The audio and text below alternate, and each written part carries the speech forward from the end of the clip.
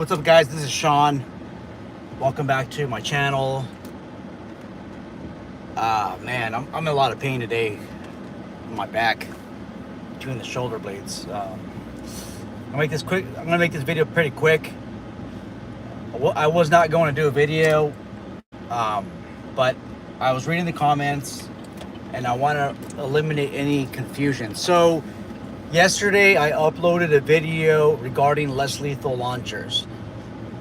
In private security, especially the Los Angeles area, California, I've been seeing some security companies patrolling with less lethal Remington 870s, or maybe even the Mossbergs. They do color scheme the fore end of it in the stock. They'll make it orange or blue or something like that, or yellow, or green. And we talked about how this is not something that's legal to do. On another note, there's been some considerable dialogue regarding less lethal launchers. Please concentrate on the audio right now, not the video. I have nothing to show you on camera today. So, somebody gave the advice of using a JPX launcher. JPX basically allows you to confront an adversary. I think it's like 25 yards or something like that. Wait a minute, no, past 25 feet. There's a considerable amount of pressure that comes out of that stream, and there is a minimal standoff distance. I don't know what that standoff distance is on the top of my head, and what standoff distance refers to is the minimal amount of space that you need between the aerosol or projectile and that person that you're trying to have a negative effect on. That is referred to as a standoff distance. I want to say maybe it's 5 feet, maybe it's 15, maybe I don't know, but there's a significant standoff distance. Don't take that recommendation. I love my subscribers to death, but don't use that recommendation. That's a device that you would use maybe off duty, maybe in a non-security context. That is for your responsible citizens, not for private security. The main difference is with private security, there's a greater chance of you using a less lethal system like that than lethal. Less lethal system like that than anything else. There's just way too much pressure. If your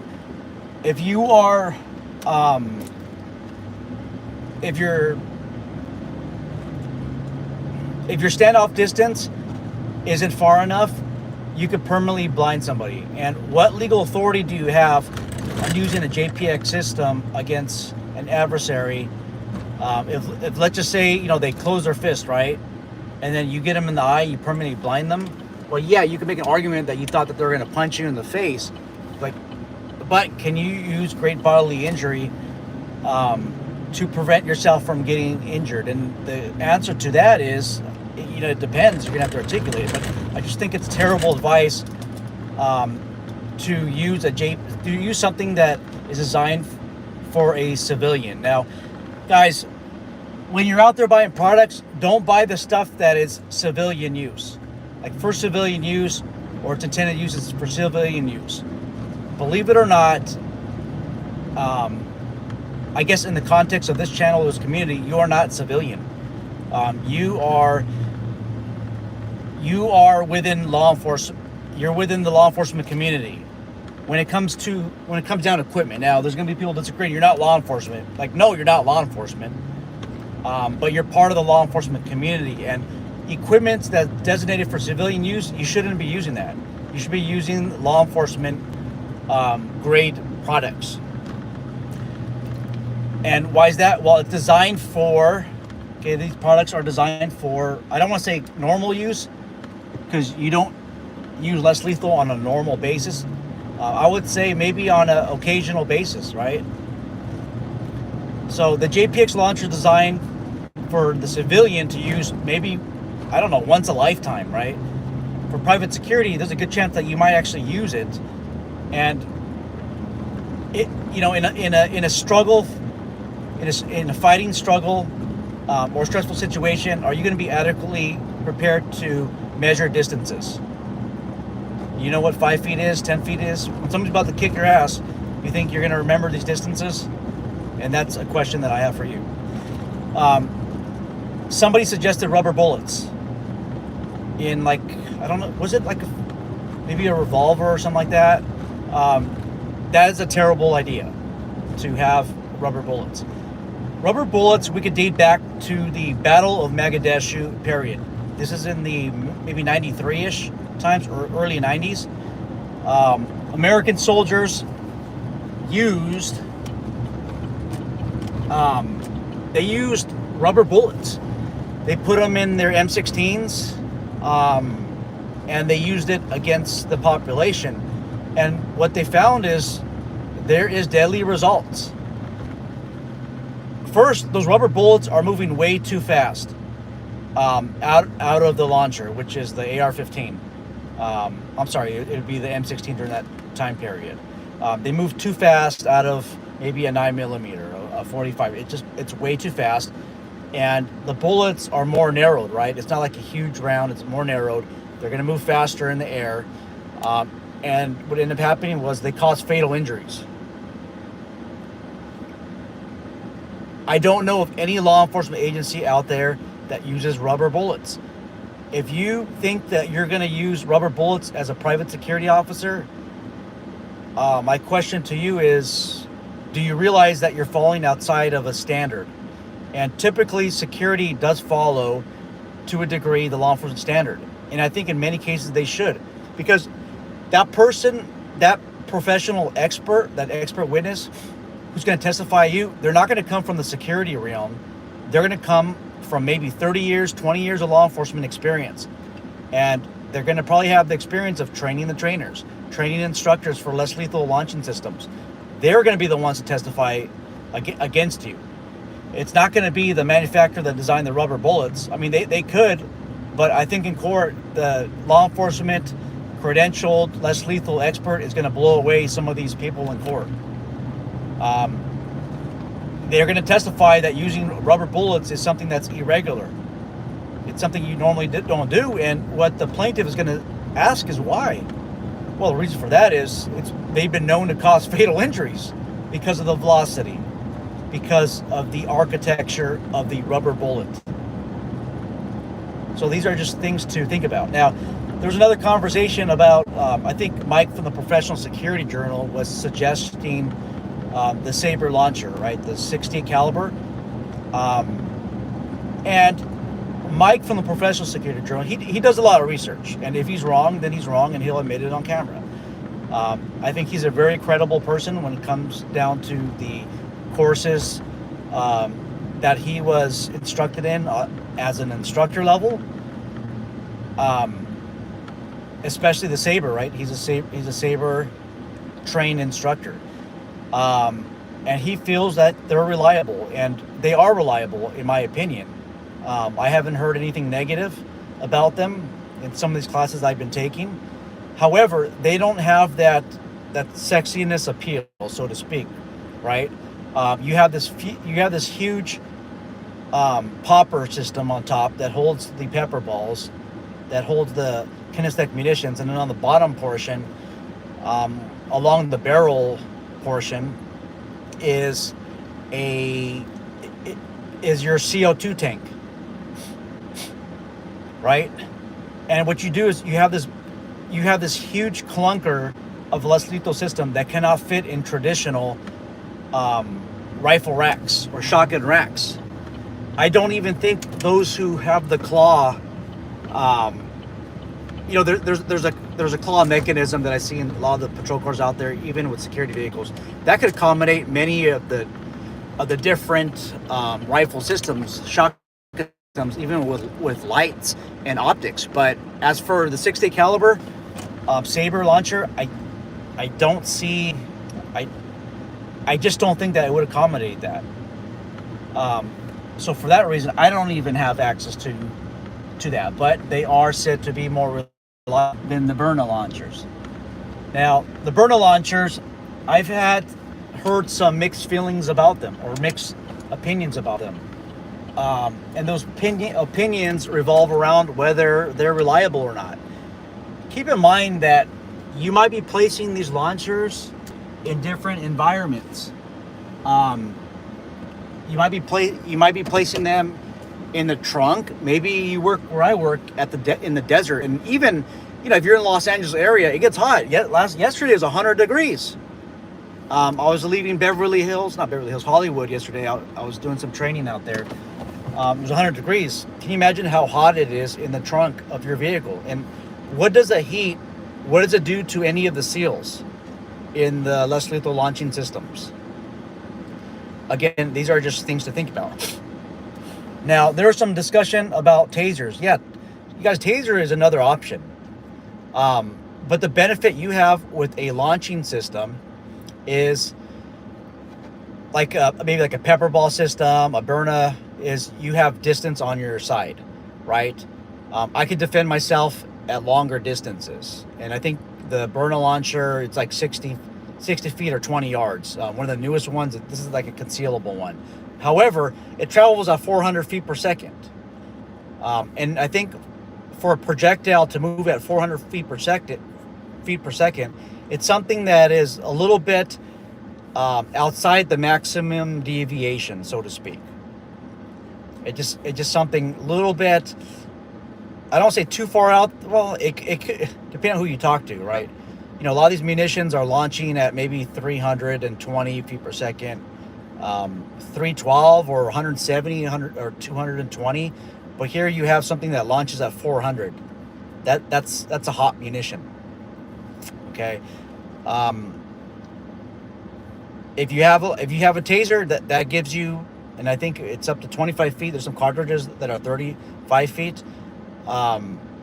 I think the benefit of a less lethal system is you have multiple projectiles that you're able to aim at somebody at traditionally longer distances than the taser, right? Now, when I did the video, I talk about know your holdovers, know what your projectile does, and surprisingly, nobody questioned me on the data.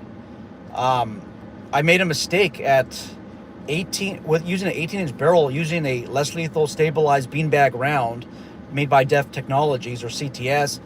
At 30 yards, your less lethal munition is going under. I mean, we can actually see the arc. It's noticeable, and what I mean by we see the arc, we could see this. At 30 yards, it's 11-inch drop. 11-inch drop from 18-inch barrel, and with a 16-inch barrel, we don't even know what it impacted. Maybe it was the dirt. All we're saying is know your sighting systems, know your holdovers, know what accuracy looks like. What is your accuracy going to be at 20 yards? Are you justified to take that less lethal munition shot at 20 yards? And I think it's really important. And I think a lot of instructors out there, or significant amount of them, they are neglecting to discuss what your munition does at different distances. Because at 30 yards away, if my munition with an 18-inch barrel from a 12-gauge shotgun, if it goes 11 inches at that distance, well, that means I need to do a holdover at 11 inches at 30 yards. But there's going to be a point in time where I falsely believe, based on a bunch of the commercials from these less lethal systems, that I can hit somebody at 30 yards away, or 25 yards away, or 20 yards away with pretty decent accuracy, right? A fist full of accuracy, or I want to say using the fist as a measurement. Anywhere near a fist size. I'm not describing this. Just scratch that. You're looking at about maybe almost like a 3 or 4 inch measure of accuracy, right? Wherever you aim, it's going to impact within about a 3, maybe 3.5, maybe 4 inch wide circle, right? And that's really important to know. Now, let's just say you're trying to hit somebody in the leg with a less lethal munition. Okay, that is usually a permissible area, especially the upper thigh area. You can aim there, the lower torso. Well, what does your munition do at 20 yards? What does it do at 25 yards? At 30 yards? Does it drop to the point where there's a noticeable arc? I mean, you actually see the projectile arc downwards, because I've seen it. I've been shooting these so many times that I see some of these things now. What that would mean is if let's just say at 11 inches, it drops at 30 yards. Well, now I'm going to have to start aiming maybe up here, and this is a non-permissible area. It's counterintuitive to what we're taught. With the less lethal schools that are out there right now, that are, I would say, the golden standard, you're not aiming at the chest. Now, you're aiming at the lower torso, but you have to aim at the chest area to hit the lower torso at a distance at maybe 25 or 30 yards. And I don't know what your launching system does. That's why you got to test it out. That's why you got to go to training organizations that tell you or that show you what they do at various distances. I was training some guys with less lethal the other day, and we brought it all the way to 25 yards, 40 millimeter. Hey, this is what it does. I brought it all the way to 70, maybe 60 at 70 yards, and I tried to hit an 8-inch steel target, and I missed, right? And I think that's what us as instructors, that's what you as students should be expecting your instructors to show you is, hey, these projectiles should not be used at these types of distances, because this is what happens. It's just something to think about. I know I talked about a transonic zone, and basically in sniper craft, I think everything, that a projectile travels faster than like 1,200 feet per second or 1,125 feet per second, something like that. Anything past that is a supersonic speed.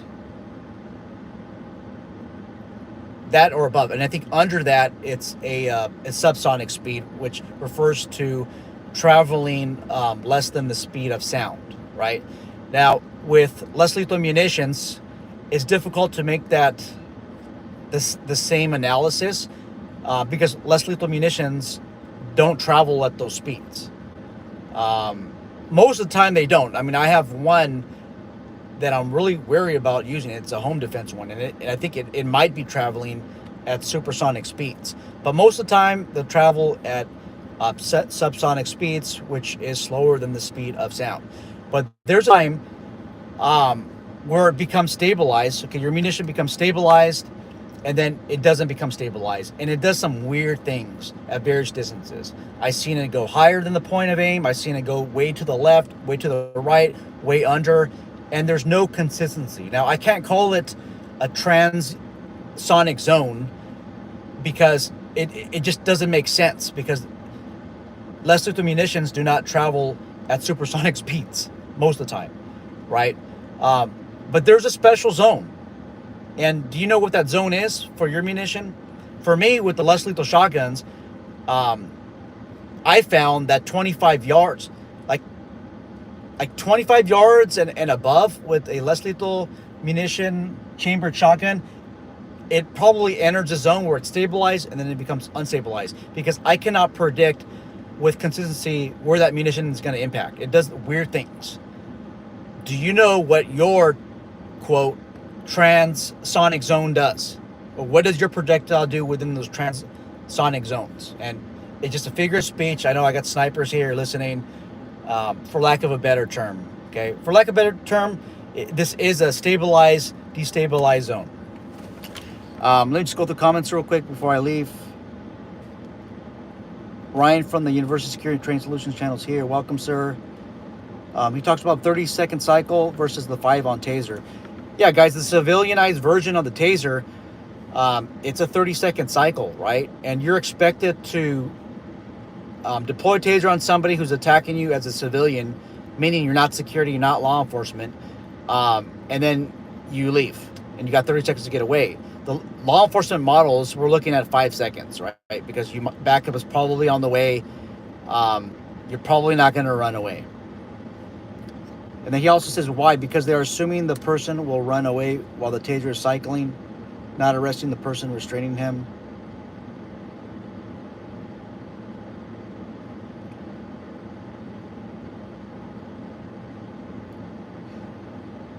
You're gonna have to explain that a little bit more on your question. It looks like a really good question, but I don't understand. Ryan says, are you seeing less lethal munition security as a way to avoid firearm certs? I don't know. Can you guys answer that question? I mean, it kind of makes sense in a way. Hey, you know what? I'll carry a taser instead of a firearm. One of my instructors, we haven't taught a class together in a long time, like probably 7 years or 8 years.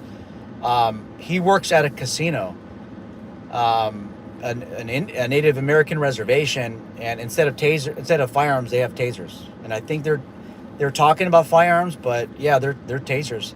So for some organizations, it is a substitute, right? You know, but if you're gonna put rubber bullets in them, you're basically going lethal.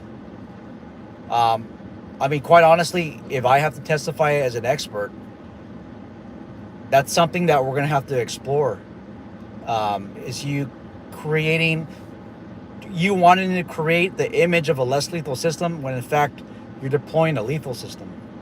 All right, guys, that's all I got. I'm looking forward to the dialogue. If you guys have any questions, please ask. And this video is not designed to disrespect anybody's knowledge.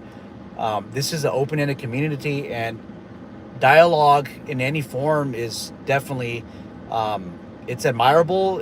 We want that, and let's talk about it. All right, guys, take care.